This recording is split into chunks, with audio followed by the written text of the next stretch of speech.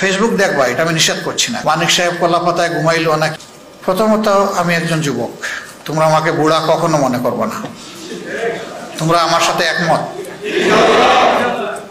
বুড়া বুড়া ভাব যদি এসে যায় তাইলে আর কাজ করা যাবে না। বয়স যাই হোক, বুড়ো চুল দাড়ি সব পেকে গেছে, তাতেও কোনো সমস্যা নেই, কিন্তু আমার মন যেন যুবক থাকে, তোমরা দোয়া করবে। 2 নম্বর হলো, আমার নিরাপত্তা নিয়ে তোমরা চিন্তিত হবে না, তবে আল্লাহর কাছে দোয়া করবা। কারণ আমরা সকলেই আল্লাহর কাছে আমাদেরকে সাপোর্ট করে দিয়েছি। মহান রবের চাইতে বড় কোনো হেফাজতকারী নাই, আসমানের নিচেও নাই, জমিনের উপরেও নেই। এর বাইরে তো আর থাকার কোনো প্রশ্নই উঠে না। সুতরাং যিনি চূড়ান্ত মুহাফিজ, তার হাতেই আমাদের বিষয়টা আমরা ছেড়ে দিয়েছি। তোমরা একটু চেষ্টা করো একটা চমৎকার আমল করার। এই আমলটা বাকি সমস্ত আমলকে আলোকিত করে। এটি হচ্ছে শেষ রাতের ইবাদত। এই ইবাদতটা যারা করতে পারে, বাকি ইবাদতগুলো আল্লাহ তাআলা তাদের জন্য সহজ করে দেন।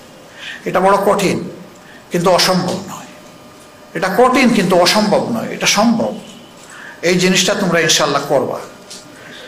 ফেসবুক পড়ে না থেকে ফেসবুক দেখবা, এটা আমি নিষেধ করছি না। কারণ সোশ্যাল মিডিয়া এখন অনেক শক্তিশালী ব্যাপার। এখানে দেখতে হবে তোমার পক্ষে কি বিপক্ষে কি, পক্ষেরটাকে কিভাবে প্রমোট করবা, বিপক্ষেরটা তুমি কিভাবে মোকাবেলা করবা, তুমি না দেখলে বুঝবা কিভাবে। কিন্তু সারাদিন পড়ে থাকা, রাতের একটা দীর্ঘ সময় পড়ে থাকা, এটা থেকে বের হয়ে আসতে হবে। এটা আমাদের অনেক ক্ষতি করে ফেলতেছে। মেধার ক্ষতি, সময়ের ক্ষতি, স্বাস্থ্যের ক্ষতি, চিন্তার ক্ষতি, নৈতিকতার ক্ষতি। এই জায়গা থেকে আমাদেরকে অবশ্যই বের হতে হবে। বের হয়ে এই জায়গাটা আমরা যৌক্তিকভাবে কাজে লাগাবো ইনশাআল্লাহ। আমার আখের কথা, সময় আল্লাহ তাআলা সবসময় অনুকূল হাতে এনে দেন না। সময়ের কাজ সময়ই করতে হয়। আজকের কাজ কালকে করবা, তোমার জন্য পড়ে থাকবে না, আরেকজন করে ফেলবে। এটা কোনো ময়দান খালি থাকে না, হয় সেখানে ভালো গাছ থাকবে, না হয় আগাছা থাকবে, একটা হয়ে যাবে। এখন ময়দানটা আল্লাহ তাআলা অনুকূল করে দিয়েছেন। প্রতিষ্ঠান, ক্যাম্পাস এবং ঘর বাড়ি, কোনো জায়গায় এখন আর কোনো ব্যারিয়ার আপাতত নাই। রবের দরবারে দোয়া করে মহান রব যেন এই জিনিসটাকে দীর্ঘস্থায়ী করে। দীর্ঘদিন আমরা বঞ্চিত ছিলাম। ক্যাম্পাসে তোমরা দাওয়াতটা দিতে পারো নি, অনেকে ভালো করে নামাজটাও পড়তে পারেনি। সেই রকম একটা ভীতির সংস্কৃতি সেখানে চালু করে রাখা হয়েছে। এ কাজ যারা করেছিল তারা এখন বিপর্যস্ত এবং অপদস্থ। আমরা এই সময় কোনো প্রতিশোধ নেব না, কাউকে নিয়ে ঠাট্টা মস্করা করবো না। মানিক সাহেব কলাপাতায় ঘুমাইলো নাকি ভালো জাজিমে ঘুমাইলো, এগুলো আমাদের সাবজেক্ট না। মাঝে মাঝে আমি এগুলো দেখি, তোমাদের পক্ষ থেকে হয়ে যায়, এটা আসলে আল্লাহর দরবারে পছন্দনীয় বলে আমি মনে করি না। কোনো মানুষই বিপদে পড়ছে, তাকে নিয়ে টিস করা ঠিক না। পরে আল্লাহর হাতে সাপোর্ট করে দাও, সংশোধনের সুযোগ তাকে সেইটা করে দাও, না তাকে চুপ করো। এই যে আমরা ট্রল করি মানুষ মরার পরে এবং এই ধরনের বিপদে পড়ার পর, এটা ভালো জিনিস না। তুমি আরেকজনকে অপমান করবা, সেটা তোমার দিকে ফিরে আসবে।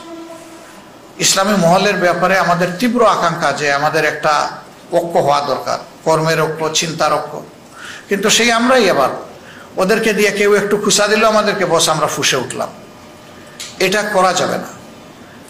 তোমরা নিজেরা করো না, আমি এটা বিশ্বাস করি, কিন্তু আমাদের সহকর্মীরাও যাতে না করে সেই দিকে সতর্ক দৃষ্টি রাখতে হবে।